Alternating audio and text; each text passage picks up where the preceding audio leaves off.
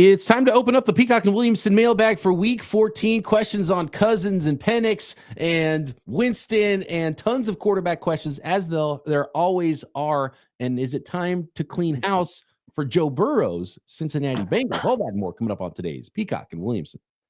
NFL analyst Brian Peacock and former NFL scout Matt Williamson bring you expert NFL analysis every day in less than 30 minutes. Get an inside look at the NFL on the field and in the front office with elite breakdowns to next-level analysis and in-depth information only for the real NFL fans. This is Peacock and Williamson, and it starts now.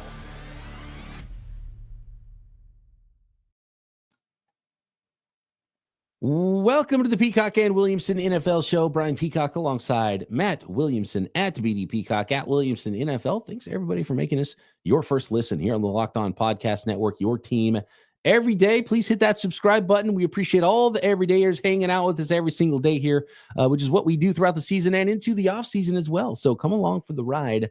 Welcome to the new listeners as well. Make sure you subscribe on YouTube and everywhere you get your podcasts.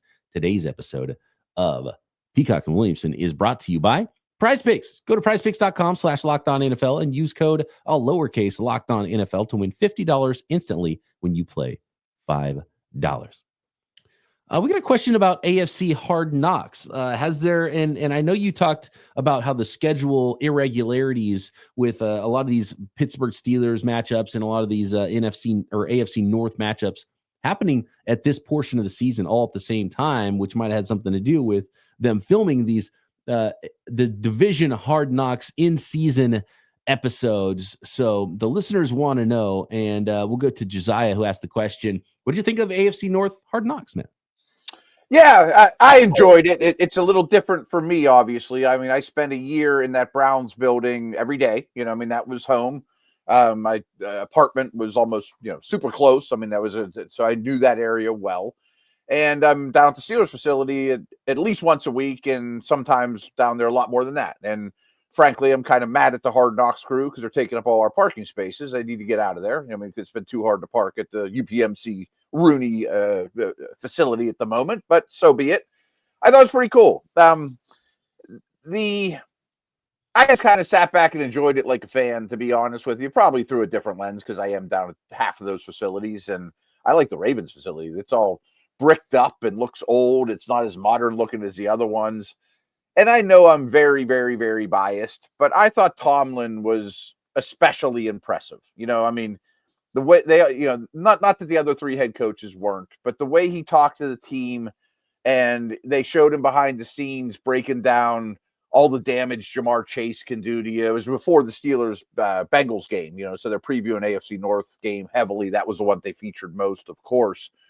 I thought he was super impressive, and I knew those things, but I think it peels back the curtain to some people of what's the magic of Tomlin. It's like, well, he's really, really smart, and he really, really knows his team. And yeah, he doesn't handle his timeouts well, but he's good behind the closed door. It's the things that are hard to see. It's like, well, what's his what plays are he calling to really make this and this happen? And he's kind of terse and short, and has some interesting times at the podium sometimes. So I don't think you really get to know him there either. But then when you see, and I saw the clip of George Pickens, and Tomlin's mic'd up, and the play where there was the pick six and Pickens got knocked over and his helmet got pulled, and then they intercept it and go back the other way. And he hugs him on the sideline. He's like, we're going to need you the rest of this game. Don't let this take you out of the game, right? And then it shows Pickens scoring a touchdown a little bit later against the Bengals. And obviously the Steelers went and won that football game. And it's those things, and it's hard to quantify, but clearly he's doing something right. And it's really awesome to see those types of things behind the scenes. Yeah, and I mean, he had extreme praise for Burrow and Chase, and I thought that was really cool. I thought Burrow came across really, really well too. Like, yeah, I want that guy as my quarterback. Yeah. You really say like, why do players want to go play for Mike Tomlin? Well, watch that. Yep. So I probably shouldn't say this. I definitely won't tell you my sources, but somebody that I know in the building is always on the Steelers sideline doing their job during the game. And that person and others have told me over the last 10 years that they've worked for the Steelers, many opponents run up to Mike Tomlin and say, please make me a Steeler next year. Yeah. Like I'm going to be a free agent. Can I come play for you? Like that happens almost every game. Absolutely. I can see that for sure. Yeah. Let's stay on the topic of the AFC North here for a second. Mr. Controversy wants to know if the Steelers would have a different record if they had made the trade for Brandon Ayuk. And we talked yesterday about wide receiver salaries. Would maybe have been smarter long-term for the 49ers to, put that money into the line or their future quarterback that they're about to be paying, and maybe trade Brandon Ayuk to the Steelers.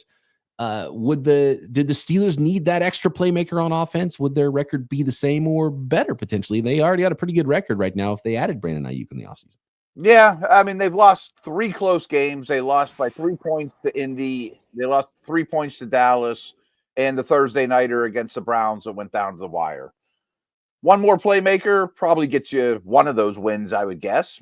Maybe 2. I don't think that any of your wins turn into losses, but the butterfly effect. I mean, every play call would have been different, and the whole world would have been different, and maybe a different bounce, and somebody makes a field goal they wouldn't have, or vice versa. But if a spaceship came down and said, I'm going to put Brandon Ayuk on the Steelers right now instead of Mike Williams, let's just say that a healthy Brandon replaced Mike Williams, I sure like their chances of winning the Super Bowl a lot better than they do now. Yeah, I mean, short answer, makes them better. Yeah. What's the record? I don't know. Could be the same. They could be better and have a worse record potentially, even. Right. And maybe still tears his ACL, but butterfly effect, probably not. So that would be fascinating. A big time what if for both the Steelers and Niners franchises there.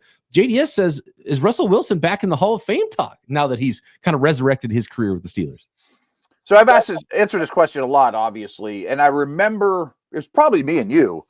The day he got traded to Denver, I was asked, probably at our mailbag, is Russ a Hall of Famer today if he doesn't even report to the Broncos, just his Seattle career? And I vividly remember saying yes. I'm like, he's had enough. He's won a Super Bowl. I mean, he's been one of the best quarterbacks this generation. Yes. And then I was asked again when the Steelers signed him, and I said, I don't know. I mean, if the original question was if he never plays again, you would think the answer still should be yes. But I thought Denver tarnished his legacy enough to say, now I'm 50-50 on it. You know what I mean? And I don't think he has to do much this season or going forward. And frankly, I believe he'll be the Steelers quarterback next year. Gets his team to the playoffs, maybe wins a playoff game. I think that puts you back in good enough graces with the voters to say, yeah, I remember the whole body works enough. I would say he falls pretty short in voting based on the quarterbacks that are coming up to be voted on in the Hall of Fame. It's not going to be easy, yeah. Unless he goes and wins a Super Bowl with the Steelers, then we're like, okay, now we're on. Now we got 2 Super Bowls, different franchises, but he would not have gotten in without resurrecting something from this point. I think he's very aware of this, by the way. Yeah. I mean, yeah. He seems like the type of guy that is aware of that kind of thing. Yeah. But I would put him ahead of Matt Ryan. Yeah.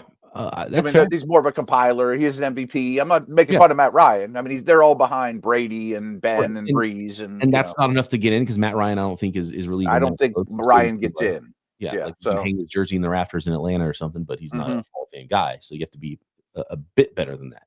Yeah. We got questions on Cincinnati Bengals. We got questions on the Cleveland Browns. That we didn't intend for this to be an all AFC North episode. We got some questions right up my alley. Let's go. Other teams in the NFL as well in today's Peacock and Williamson mailbag.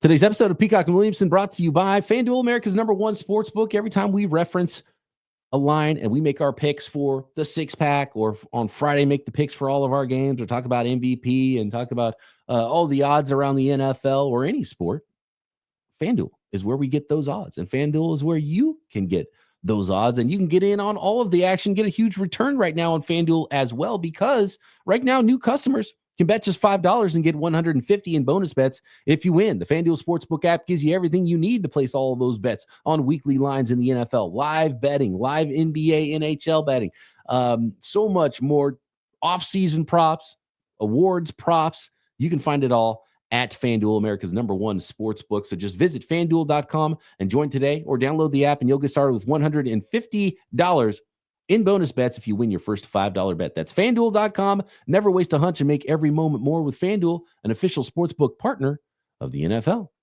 This episode is also brought to you by Hillsdale College. Time is our most precious commodity, so don't waste it scrolling through the mind-numbing content for hours and hours that you can find sometimes online. Spend it wisely. How can you spend it wisely? To improve yourself. History, economics, the great works of literature. Our sponsor, Hillsdale College, is offering more than 40 free, that's right, free online courses. When was the last time you really studied history or economics, right? Did you ever study it?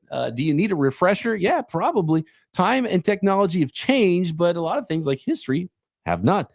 So all of Hillsdale courses, self-paced. You can start, stop whenever, tune in wherever. Plus, you can always go deeper with the readings, quizzes, discussions, or just enjoy the lectures. Go to hillsdale.edu/lockedon to enroll.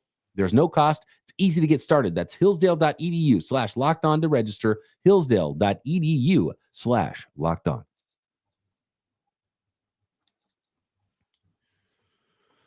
So let's go to Jameis Winston next. Cleveland Browns current starting quarterback. A two-tiered question. One of them is from me. Is he a future Cleveland Browns starting quarterback?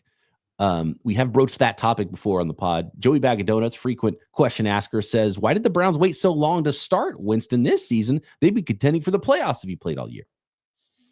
They're clearly much better. I mean, there's, again, bring it back to Steelers. Steelers are playing the Browns this week, and, you know, I think there's a clear line of delineation when Wilson became a starter in Pittsburgh, when Winston became a starter in Cleveland. You know, looking at season-long stats, especially for the Browns, doesn't do them justice, you know, by any stretch, because their offense was so bad before Winston, so bad. But I think the answer is obvious. Why? I mean, you traded the entire world for the guy. I mean, 250 million reasons why. Yeah, I mean, it's all Watson. It just adds to the cancer, the plague that trade is for the Browns organization. Now, Winston, I'm a little bit more of a believer than others. I never really kicked him to his grave, but it reminds me so much of last year when Flacco came off the couch with nothing to lose, just slinging it all over the place in Cleveland. Yeah, they're better, but I don't know how sustainable it is either. You know, I mean, it's a really volatile way of playing. Does Winston getting plugged in earlier help the defense and help some of the other problems they've had? No Nick Chubb. And I don't know the answer to that is yes. So would they be a couple of games better? I think they would be. But would they have 8 wins right now and be a wild card team? I don't know if I would say that. I'm not sure about that. Like, games, probably not. Like, I don't think the running game I think their running game is junk, and it wouldn't be any different if Winston was there since day one. The one thing and this is just more of a tinfoil hat theory for me, I think one of the biggest reasons the Browns defense took such a step back early in the season was effort and human nature, and I hate playing with Watson. You know what I mean? Like some of that nowhere and motivation. Yeah. And so maybe that would have been different. Yeah, that could have changed a lot. But you know, Winston's still going to be the guy who slings it, and he's going to make some bad plays along with the good plays, and it's better. It's sure more fun to watch than the Watson offense has been. But I don't think it would have been just a cure-all, and that's also the reason why I think he's not, you know, a future more than a bridge quarterback for anybody. Really, yeah.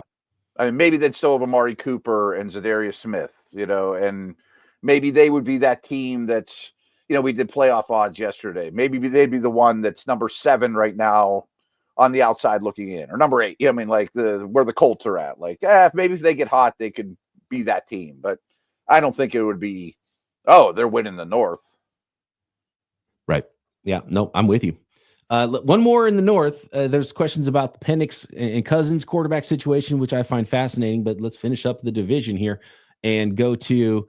Funny how there's no questions about the Ravens. Everyone's just like, "Yep, I know who the Ravens are." We have no questions about what the Ravens are, or what they're going to be, and what they're doing right now. Cincinnati Bengals. Do they need to clean house? How much cleaning of the house do they need to do? Just a quick vacuuming? Do they need to paint the whole thing? They need to go to an entire new neighborhood. They need to put it on the market. Jared says, would you clean house with Cincy, or do you give Zach another year? Talking about the head coach. Yeah, on the Steelers show, we did a real deep dive on both Ohio teams and really think there could be dark days ahead for both, especially Cleveland. I mean, considering the Watson trade and all the, their lack of resources to improve going forward and salary cap space. And I'm with Joe Burrow. Hey, our window's open as long as I'm a Bengal. That's awesome. I mean, that warms my heart. And I kind of believe it, except you watch this year, I think they're the worst defense in the league. I mean, it's Hendrickson and we went through it. I think they need 7 new starters on defense. And with maybe Burton turns into something, but he's shown us nothing. I don't think there's any chance T. Higgins comes back. I think Hendrickson might demand a trade. He's been wanting a contract, and so that makes 8 starters on defense you need. And I think the O-line is far from perfect. It's starting to age. And I forget who I was listening to, but it was one of my regular podcasts I listened to, said, don't be surprised if in 2 years Burrow is like Matthew Stafford when he left the Lions, just because it's a frugal organization and it might be, I'm sick of being here, I can only do so much. Like, his body language is bad this year. I mean, we talk about Burrow's AAV and how much money he makes on his current contract, but those numbers yearly go up and up and up. And the Bengals aren't the type of, so ownership would be the big reason why I would say no, they don't, because they just don't do a lot. They don't do a lot of trades. They don't want to pay a coach to not coach for their football team, right? And so for that reason, I think it's not going to be big changes with the Cincinnati Bengals. And I would probably bet that the coaches aren't fired, and it's like you let T. Higgins walk, and you try to spend a little money on defense, and then you draft and you go at it again. I have a feeling that's kind of what it's going to be for the Cincinnati Bengals this year. And I'm with you though. I think I would probably take that same approach because they've lost a bazillion 1-score games. If that comes back to the mean, maybe you're back in the hunt next year. So I'm more like, let's put a coat of paint on the house, but the foundation might be crumbling a little bit. I would run it back for 1 more year, and I'm not even the biggest Zach Taylor fan, but do you make a change at defensive coordinator? Lou Anarumo's been like a top name for a long time. He's well thought of around the league. Has he been overcredited because the defense is not doing well? It's not like they would be worse with a different defense coordinator right now, but if they don't have the guys, then what are you going to do? Again, I did a deep dive because the Steelers just played them.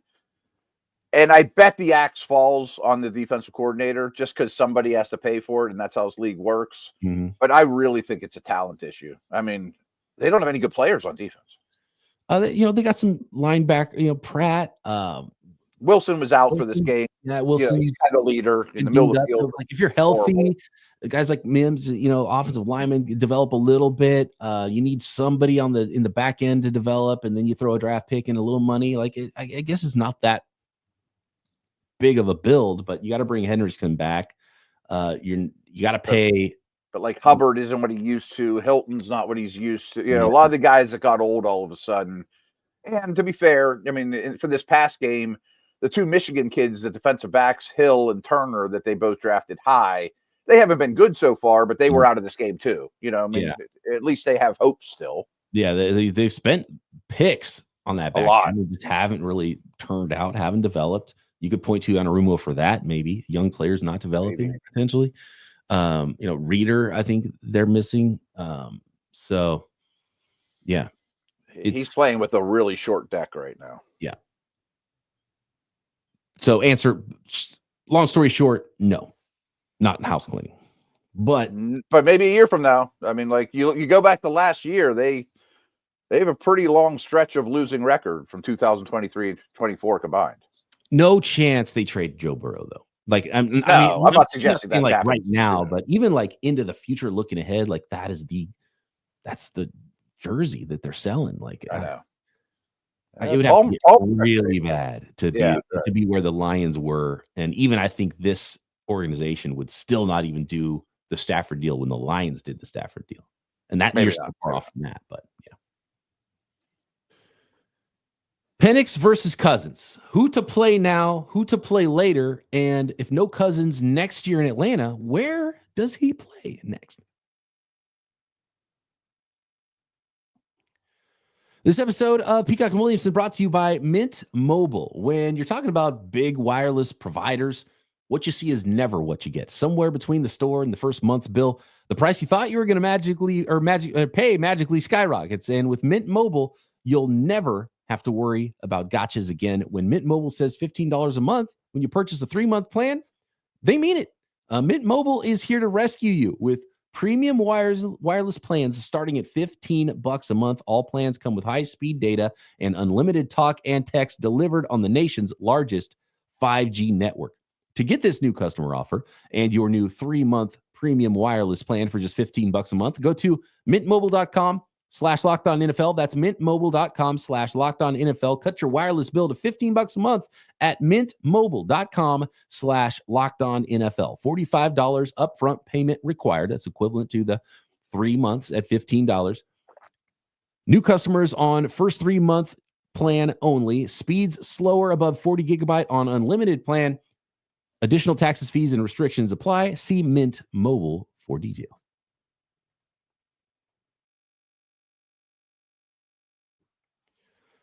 All right, let's get into the Atlanta Falcons here. 6-6 football team currently.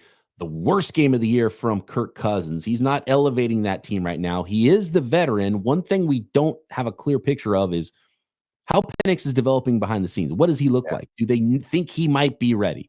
Because to me, Matt, as far as Penix versus Cousins, and the question is more about Cousins' future on today's mailbag, but I want to talk a little bit about the current group in Penix versus Cousins. If you think Penix is somewhat ready, I know you're in a race for the division title right now, but you're a 6-6 football team. I think you got to make the switch. Make the switch before it's too late. And it's crazy to think, oh, rookie quarterback is going to get us to the Super Bowl. Usually it's the opposite. But I think with what we've seen from Cousins, he's not the old Cousins, which leads into our next topic. But right now, today, are you leaning Penix or Cousins for the Atlanta Falcons? Yeah, I almost exactly what you said there. Like the Chiefs used to say, after the fact, they didn't want to say anything bad about Alex Smith, but when they went to Mahomes in the offseason, they said this guy was unbelievable in practice. We knew we had something that rookie year for Mahomes, even though Alex Smith was playing well. We're so excited about him. I mean, if there's any hints of that in practice, in the building, wow, this Penix dude looks really good in practice and is getting everything, and everything you would give him, he handles well, mentally, then I would be very much leaning that way. I mean, especially with one more bad Cousins game. I mean, this might be the end of the rope for me because Cousins has been that bad. I mean, his picks and decision-making and lack of playmaking skills and immobility, and even his arm doesn't look great. He looks very shot. And if you're not going to be efficient and at least take care of the ball, like throwing the ball to the other team 4 times, that's the thing that really can't happen for Cousins, even if you're not moving around well. If you're making negative plays and you're not just, whatever, paint by numbers, let's get the ball out quick and march down the field. Death by 1,000 paper cuts. If you're making big mistakes and giving the ball to the other team, that can't happen. And in that case, a rookie can do that quite easy. Yeah, 100%. I mean, at least give me the splash if you're going to make the negatives, and we'll live with the negatives with the young kid. And big picture thinking, I know that a first-year head coach shouldn't think this way, but hey, you're not winning the Super Bowl this year. I mean, you do have job security. Let's think big picture. I don't think Cousins will be a Falcon, which is probably part 2 of this question. I don't think he'll be a Falcon next year. And with Penix, you want to, if he's the guy next year, you want to get him some run this year too. Yeah. So that's part of it. And so it all comes together. I think you start to play Penix, and he's played a lot of college football. It's not like he was this super mature prospect where you were going to sit him for 3 years. So yeah, I lean toward Penix, which means, especially if you bench Kirk Cousins now, but I think in the offseason, you got to really think about this. And David's question, we'll finish off with this one. Where's Kirk Cousins going to play next year? New York Giants, he says. Relatedly, seems odd how little we've heard Penix Jr.'s name in national discourse as other rookie QBs make a splash. And until the 4 interceptions, we hadn't really thought about Penix a lot. So I get that. Let's say it's Penix's job from wherever starting 2025. Where's the spot for Cousins? If you're a GM, how do you view Cousins next season? I don't know. I wonder if he's going to turn into the Joe Flacco type guy, end of career backup, good locker room guy, had a lot of success, that type of spot starter, maybe hold the fort down for a rookie type guy. I mean, if I'm the Raiders or Giants, I'm probably looking to the draft or youth before I take that type of move. I mean, yeah. So I don't see it. One little theory I wanted to throw out at you, and I've been meaning to say this for weeks, actually, is everyone gave the Falcons a hard time for drafting Penix instead of Verse or whoever. And they'd be obviously in better shape if they had taken the D end, for today, for this week to win football games.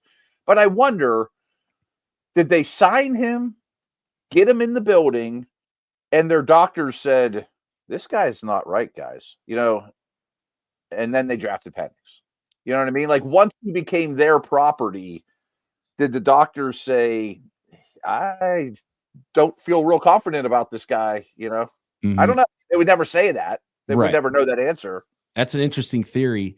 I think it's easier to just say, look, quarterback's the most important position. We've got an old guy and a young guy, and we're going to be okay. Yeah, I know. That was our organizational philosophy. Mm-hmm. And we like Packer-like. Right. And it works out great as long as Penix is good. And it's so easy to forget because we go through this whole draft process every single year and we forget, oh yeah, half of these guys are going to be not good. And the other half of the good ones aren't going to be good yet. And so, the draft is more about a long-term approach in year 2 and year 3. And speaking of, I don't know that a team would trade for Kirk Cousins in his current contract either. So I don't either. He might get cut. You might have to cut him. And was it a 3-year deal? So I think so. And a lot of it guaranteed and right. Kind of large cap hit then for the Falcons as well. So he might have to be just a really expensive backup. So maybe he's still in Atlanta. Maybe he just loses the job. Maybe they frame it like, yeah, we're going to have a quarterback competition in training camp, and deep down they're like, well, Penix is going to win the job. Yeah, right. Yeah, unless Penix falls on his face. So maybe he's still a contingency. New York Giants is an interesting one. They've got to figure out quarterback. I still am not. I know that ownership has said that they're not going to make changes at GM and head coach, but I have some doubts there. So what that direction is going to be, I'm still not sure. I think we'll have some conversations about Kyle Shanahan and their quarterback situation, and do they want to pay Brock Purdy what it's going to cost to keep him?